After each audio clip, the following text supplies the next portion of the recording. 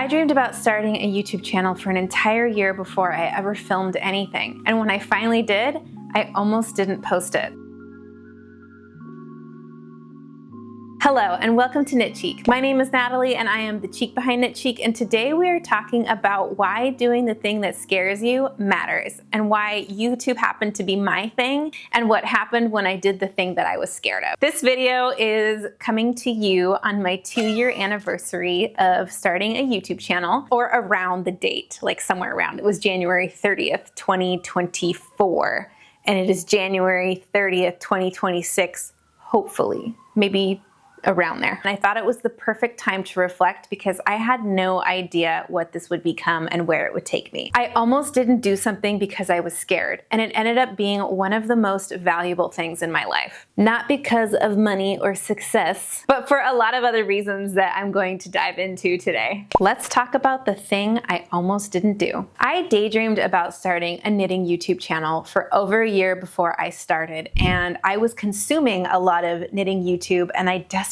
wanted to be a part of it, but I just lacked confidence, and I felt this overwhelming feeling of there is not enough room for me. There's already too many people doing this. I didn't feel like there was a place for me in that space. And I put it off because I was scared. Everyone in this knitting space felt like they were already established, and I was already comparing myself to other creators before I even started. I didn't feel like I was expert enough, so I didn't have that value to bring to YouTube. I also didn't feel like I was unique enough to stand out in this space. But I really craved connection. I wanted to meet knitters my own age and connect and have conversations and community. At that point in my life, knitting felt so lonely to me. Like it was something I did solitary, and I did not have anyone to talk to about it. I, like many others, have always struggled with self-confidence. My bones are riddled with self-doubt. It is just how I was built. I don't know where that came from, but it's in there. And there's always a voice in my head that has told me that I would never do anything worthwhile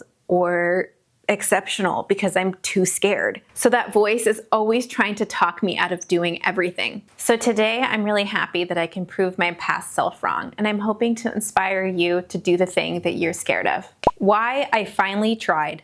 I think what made me pull the trigger on starting a YouTube channel was that I was more curious than confident. Like I kind of just wanted to see what would happen and if anyone would resonate with me, or if I would make any friends, or if nobody would watch it, and that would be fine too. I definitely did not feel ready, but I don't think I ever would, because there is no way I would have felt ready until I had already done it for a while and had that practice.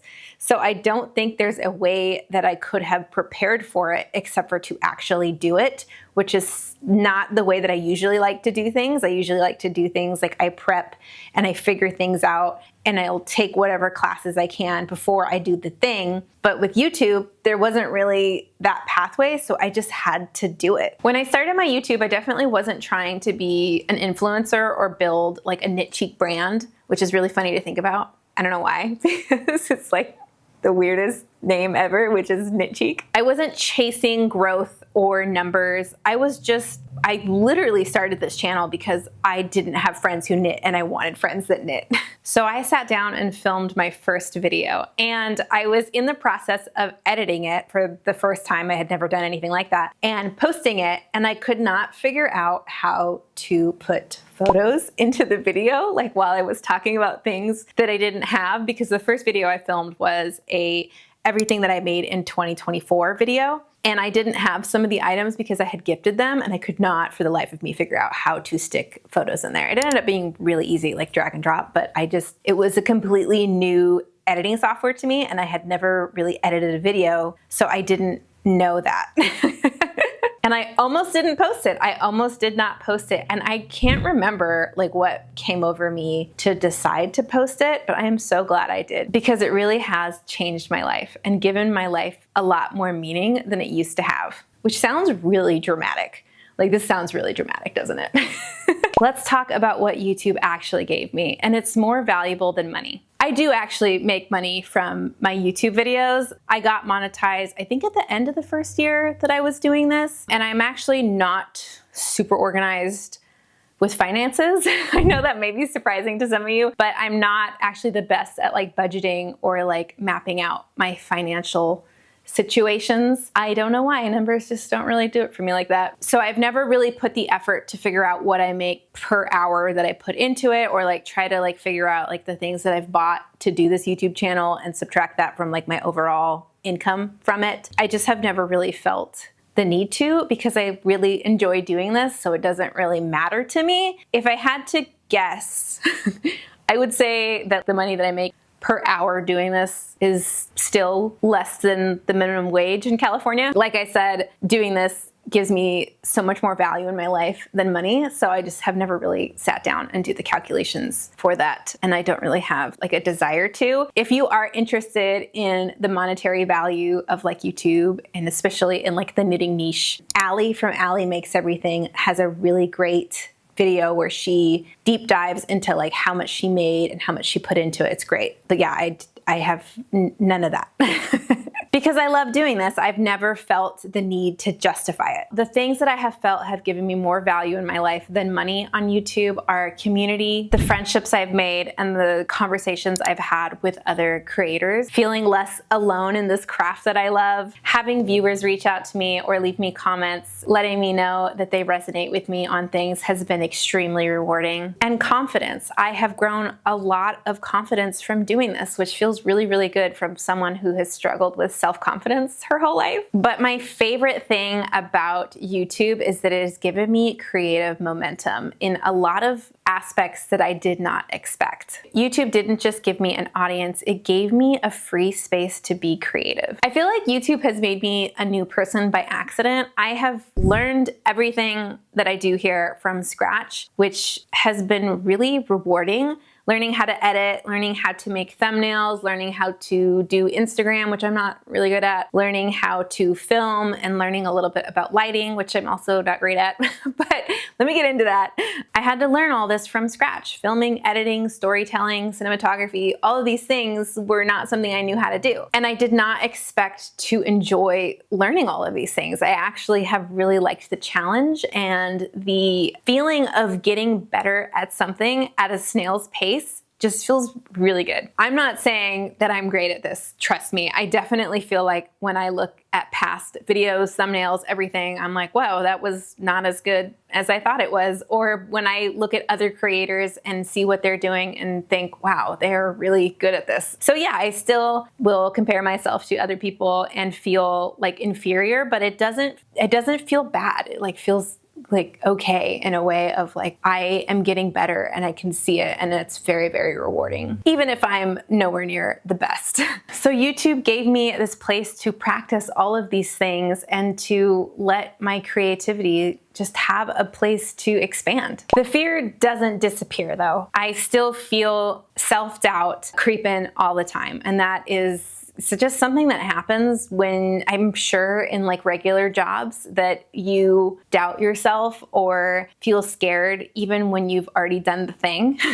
And there has been some talk about how knitting podcasts are dead on YouTube. And I remember when I first started hearing creators talk about it, I was like, oh no, there wasn't space for me and nobody wants to watch this anymore. So hearing that brought up old feelings. And that narrative sounded exactly like the thing that almost stopped me from starting. Even though I do feel like my channel is evolving a little bit away from just doing the traditional knitting podcast, I feel like it was such a great place to start. If you are thinking about starting a YouTube channel in the knitting space, knitting podcasts are relatively easy to do. If you're already knitting things, it's easy to talk about the things that you're done with, the things that you're knitting, and the things that you want to knit. So it gives you a really great place to start. When I first started, I didn't have a lot of creative ideas for new videos because I had never done this before. So I just didn't have that momentum of like ideas. So having something to fall back on, like a knitting podcast, was actually really, really useful. You don't need like a big concept or these grand ideas if you're just talking about what you're already knitting. This video is not meant to try to convince you to start a knitting YouTube channel. It's just what I did. I am trying to get you to do the thing that you're scared of. But if you are thinking about starting a knitting YouTube channel, I think you just need to kind of reset your expectations of like, what do you want out of it? If you want conversation, community, friends, like,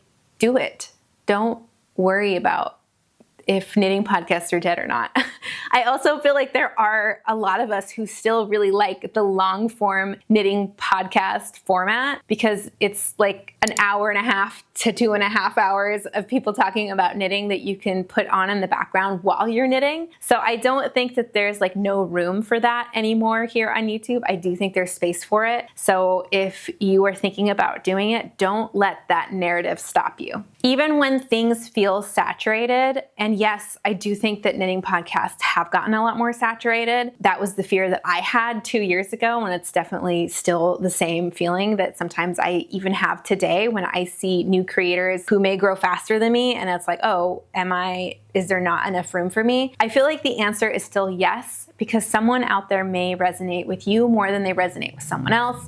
And there's so many knitting podcasts out there now that I feel like there's enough for us to like find someone who you could really connect with. Again, this video is not like supposed to be about convincing you to start a knitting YouTube channel.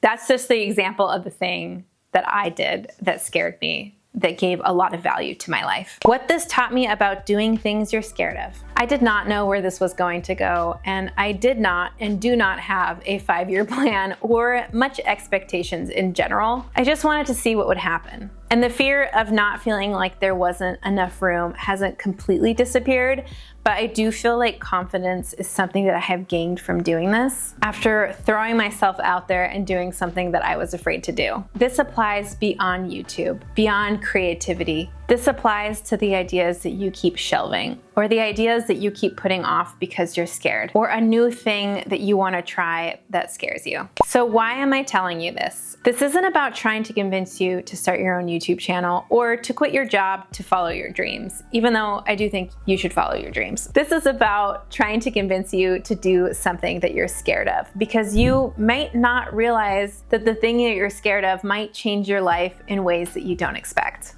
This is about letting yourself do something even if you have doubts, because trying may change your life, even if the outcome is unclear. I didn't need a YouTube channel to find my purpose in life, but I'm so glad I did because it added so much value to it. There was room for me, I just didn't know it. And it has been one of the most rewarding things I have done in my life. So don't hold back on what could be your next big thing. Okay, now that I'm done with my inspirational quote video, I'm gonna call it that because it's just so cheesy, but I am wearing my Lana vest and I just finished this. I actually haven't even weaved in the last 2 ends because I never weave in like the hem until I'm done blocking it in case I want to add link to it. This is the Lana vest by Irene Lynn. I knit this in Quince & Co. Osprey, which was gifted to me, in the color Wasabi. I really, really love it. I cannot wait to take some photos of it and post it over on Instagram and on Ravelry, so definitely you're going to want to follow me there. I am Knit Cheek absolutely everywhere. Thank you so much for watching my very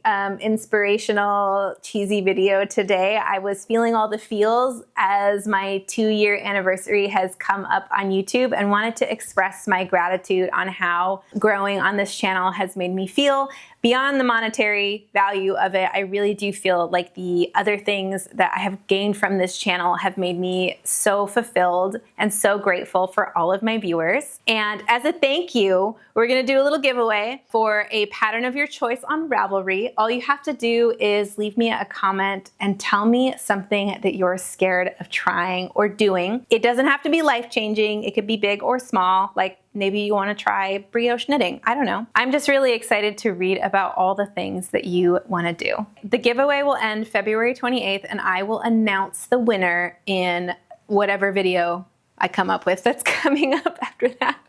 But when I do, I will link the video in the description below when the winner is announced. Again, thank you so much for watching. My viewers here are what truly makes YouTube incredible, and I am grateful for every one of you. Don't forget to give this video a thumbs up if you found it inspirational or if you found it super cheesy. And I hope to see you in the next one. Bye.